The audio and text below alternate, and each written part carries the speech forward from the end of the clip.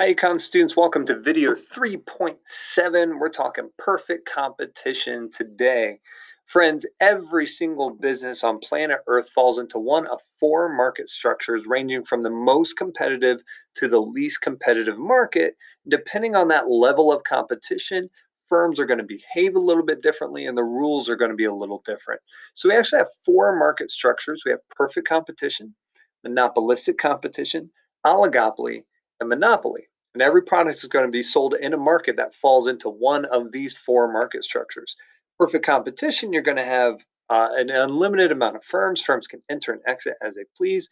They sell pretty much identical products, and it's hyper competitive. So we consider them price takers. They can't change their own price. They have to sell it for what everybody else sells it for. On the flip side of that, you have a monopoly. Monopoly is a single firm that has complete control over the market, and they have a 100% unique product that nobody else can produce. And as a result, they have leverage over the marketplace. They can charge a higher price than is considered allocatively efficient. And then everything in between. So we're going to go over all four of these market structures, but today we're just going to go over one, and that's perfect competition. Here's some characteristics of a perfect competition market. Characteristic number one is it's a lot of very small firms. In fact, it's impossible to have large, powerful, profitable firms in this marketplace because there are no differentiators between their products. They sell identical products that are perfect substitutes, right? So, for example, milk, which used to be a good example but isn't anymore. Milk is milk is milk, right? So if you sell milk and they sell milk, we're selling the same type of milk. You get the same benefits out of it, the same utility out of it, but we don't really have much control of our product. You either take mine or you take theirs, and we pretty much split the profits evenly. That's perfect competition. Potatoes, for example, right? A potato is a potato is a potato. So if I sell potatoes and you sell potatoes, we all sell potatoes. It doesn't matter if they buy them from you or from me. There's virtually no difference between them. And so, in a perfect economy, we're going to be distributing those profits evenly among us, right? So, if you think about walking into a farmer's market and there are three potato farmers, they're all selling the same amount of potatoes, generally speaking, without any other differentiator, generally speaking, they're going to sell about the same amount of potatoes and they're going to split the profits on potatoes evenly amongst them. That's a perfect competition. The very low barriers to entry. It's easy for a firm to enter and it's just as easy for them to exit. Think of this as like the sidewalk lemonade market, right? If you want to set up your own lemonade stand, you can. You get a table, you get some lemonade, you go out there, you put up a sign that says 25 cents, and you start selling lemonade.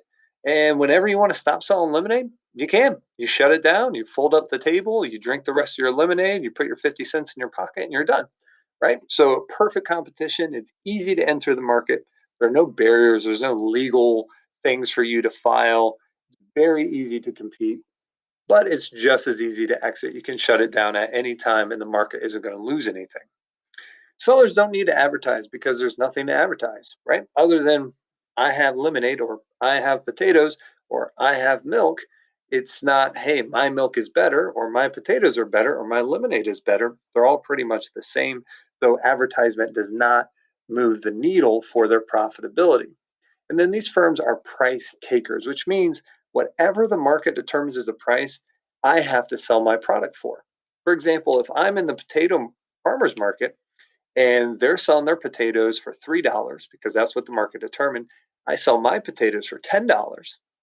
No one's going to buy my potatoes. My profits go to zero, right? And if I undercut their prices, if I go down to $2, they're going to unite against me and shut me down because I'm undercutting their prices. So, for perfect competition, because I have nothing that differentiates my product, I'm going to have to sell it for whatever the market determines a fair price is.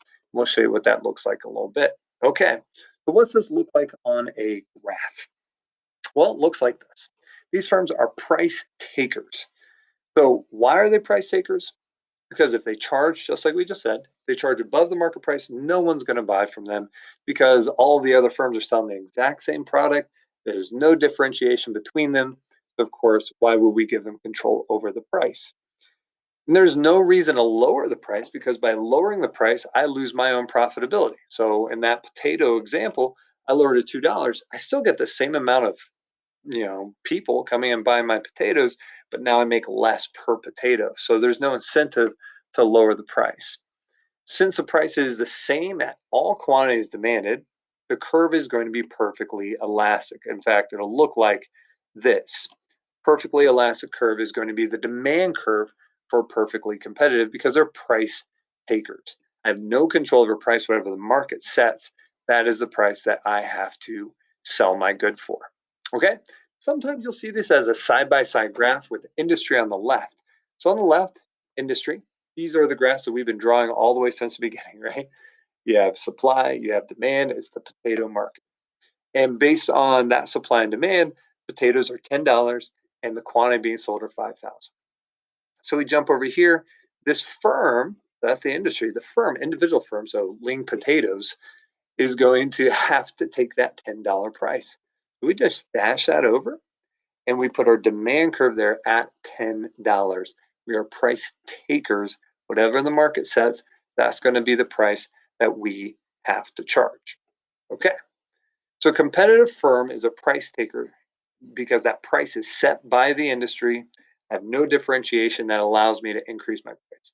In fact, we talk about this in entrepreneurship. Your goal is to differentiate your product because if you can, then you can take control over your own price, become a price maker instead of a price taker. Okay, so what is the additional revenue for selling an additional unit? So my first unit, I earned $10, right? So you get a little marker here. Oops, there we go. At one, and dash up, I sell one for $10, so that's $10. My first unit earns 10. What about my second unit? When I sell my second one, how much am I selling it for? I'm selling it for $10 also, right? Keep on going. My marginal revenue is going to be constant at 10. So for the first, it's going to be $10. Second one, my total is 20. My marginal is going to be 10. So demand is going to be equal to marginal revenue. It's also our price. It's equal to our price as well. Also notice that total revenue increases at a constant rate. So if I keep on doing this, I have 3, I dash up, right? So my total revenue here is 10. My total revenue here is 20. My total revenue here is 3 times 10 or 30, right? So my margins are going to be 10. Margin is 10. So my demand is also my marginal revenue. And of course, it's the price I get to sell the good for because that's what my x-axis is labeled. So far, so good, right? What about average revenue? Well, average revenue is just total divided by quantity. So 10 divided by 1, average revenue is 10. 20 divided by 2, average revenue is 10. 30 divided by 3, average revenue is 10. So this is also my average revenue. It is demand. It is marginal revenue. It is price. It is average revenue. It is all of those things, which means I have a whole lot of labels to do on one little curve. Our horizontal curve is going to be MR equals D equals AR equals P, or more easily remembered as Mr. DARP. Whenever you draw your horizontal demand curve perfectly competitive, it's horizontal because they're price takers, have to sell it for that price, and that is going to be our price. It's also going to be our marginal revenue, our demand, our average revenue as well, our Mr. DARP. So back in 2015-16, a long time ago, Paul Gonzalez was in this class, and he found this picture that was voted on upon the class. So this is our Mr. DARP. Okay, moving on. So how do you maximize profit if that is the case? Well, you maximize profit using your costs and your revenues. So we know our industry is right here. Let's say the price is $7 is set by the industry. That becomes our Mr. DARP, right? Over here it just says demand, but that becomes our Mr. DARP curve. We can add our marginal costs and our average total cost here, right? We have our scoop, our ladle, and our bowl for average total cost.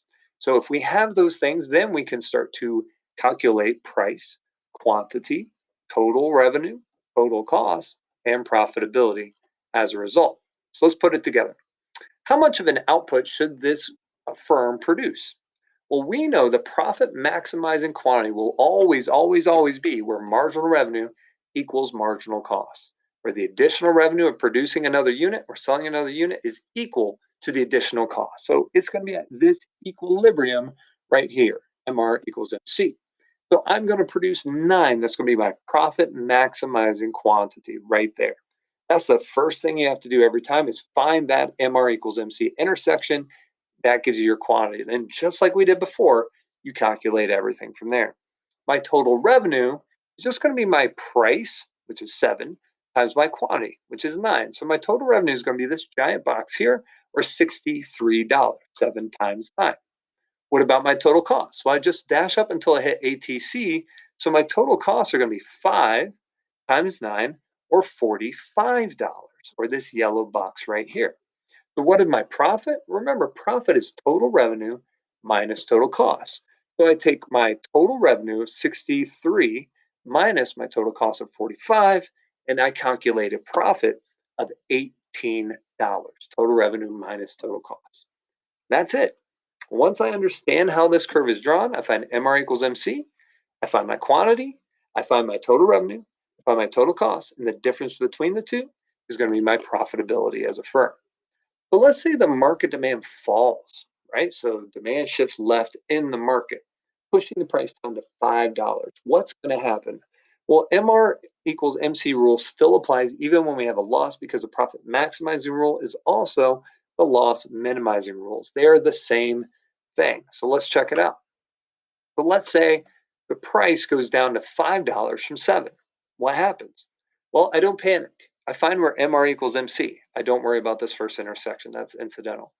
Right here, my intersection right there. So I'm now going to produce a quantity of 7. I'm going to sell those goods for $5 each. So my total revenue is going to be 5 times 7, or $35. Now, from that same quantity, I dash up. Notice my total costs are going to be higher than my total revenue. So I dash up until I hit 6. 6 times 7 is $42. My total costs are 42. My total revenue is 35.